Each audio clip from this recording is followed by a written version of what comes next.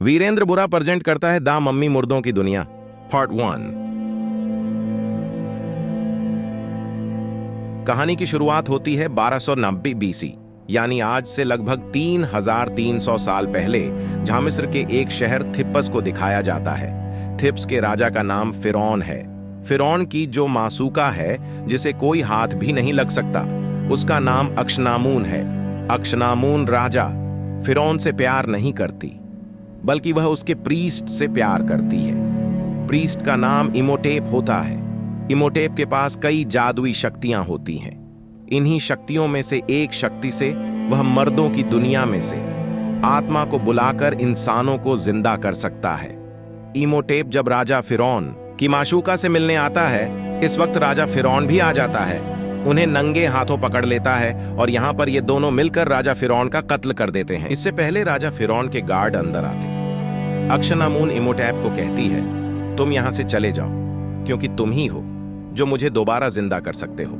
पादरी इमोटेप के लोग उसे वहां से ले जाते हैं और अक्शनामून अपने आप को मार देती है, क्योंकि वह जानती है कि इमोटेप उसे जिंदा कर सकता है और वह ऐसा ही करता है। और उसके लोग अक्शनामून की बॉडी को चुरा लेते हैं। जब इमोटेप उसे जिंदा करने वाला ही होता है, वहां पर राजा फिरौन के गार्ड आ जाते हैं और इमोटेप को पकड़ लेते हैं और उसे एक ऐसी सजा दी जाती है जो आज से पहले किसी को नहीं दी गई, और उसे जिंदा ही मम्मी बना दिया जाता है और एक ताबूत के अंदर डालकर ऊपर से कीड़े छोड़ दिए जाते हैं, जो कीड़े उसके शरीर को खा जाते हैं। इस ताबूत को एक खास चाबी से बंद किया जाता है ताकि कोई भी इसे खोल ना सके, और अगर इसे किसी ने खोला तो इमोटेप मानव जाति के ऊपर कहर बनकर टूटेगा। उसके पास उतने सालों की ताकत होगी, वह जितने सालों तक ताबूत में बंद रहेगा, उसके ताबूत को मिस्र के देवता न्यूबस की बहुत बड़ी मूर्ति के नीचे दफन दिया जाता है।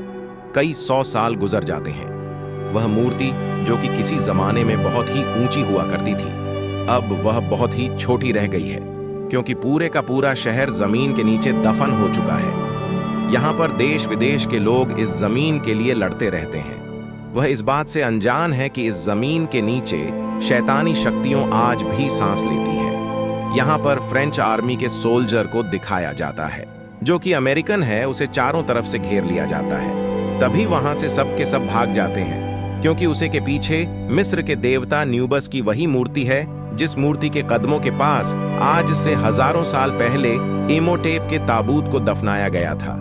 अब उन लोगों के जाने के बाद यहाँ पर रेत उड़नी शुरू हो जाती है। ऐसा लगता है कि रेत के नीचे कोई है, और तभी रेत पर एक चेहरा उभर जाता, रेग यहाँ से निकल जाता है। इस शहर का नाम होता है हेमानत्र। 3 साल बाद हमें मिस्र में एक लड़की को दिखाया जाता है, जिसका नाम एवलिन है। ये इजिप्टोलॉजिस्ट है। इजिप्टोलॉजिस्ट उन्हें कहा जाता है जो कि पुरानी भाषा और उनके कल्चर को स्टडी करते हैं। एवलिन को मिस्र की पुरानी भाषाएं आती हैं। एवलिन का बड़ा भाई भी होता है, जो एवलिन के पास आता है। उसे एक अजीब सी चीज दिखता है और वह उसे कहता है कि यह मुझे खुदाई के दौरान मिली थी। एवलिन उसका बटन दबाती है और वह खुल जाता है। ये वो ताबूत की चाबी होती है, जिसमें आज से हजारों साल पहले इमोटेप को बंद कर करके जमीन के नीचे दफन दिया था। इसके अंदर एक नक्शा भी होता है, जो शहर का नक्शा होता है। एवलिन अपने पिता के दोस्त के पास जाती है और उनकी एक लाइब्रेरी होती है, जिनके साथ में काम भी करती है।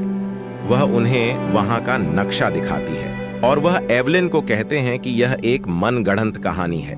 दरअसल वह नहीं चाहते थे कि एवलिन वहां जाए, क्योंकि आज से पहले जो भी वहां गया है वह कभी लौट कर नहीं आया।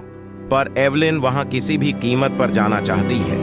वह अपने भाई से पूछता है वह अजीब चीज और नक्शा उसे कहां से मिला।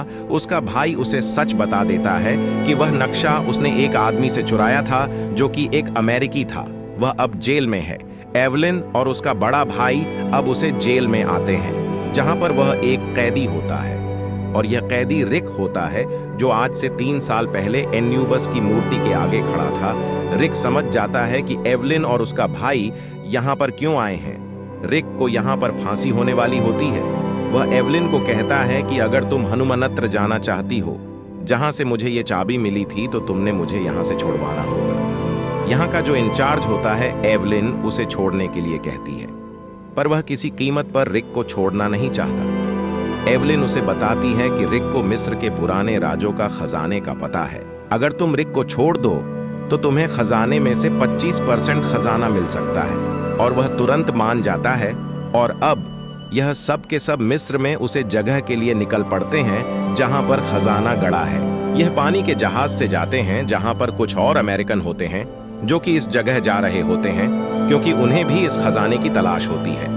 एवलिन रिक को बताती है कि उसे इतिहास की सबसे फेमस किताब जिसका नाम अमूनरा है, जिसमें मिस्र की शाही खानदान की सभी जादुई शक्तियों का राज लिखा हुआ है, वह उसे चाहिए जो कि कहीं ना कहीं हामुनाप्तरा शहर में दफन है। अब यह सब के सब हामुनाप्तरा पहुंच जाते हैं। वहां पर एवलिन एन्यूबस की मूर्ति दिखाई है। वह कहती है कि इसका आधा हिस्सा जमीन के अंदर दस चुका है और यह सब के सब जमीन के अंदर उसे जगह पहुंच जाते हैं जहां पर एन्यूबस मिस्र के देवता उनकी मूर्ति का आधा हिस्सा होता है।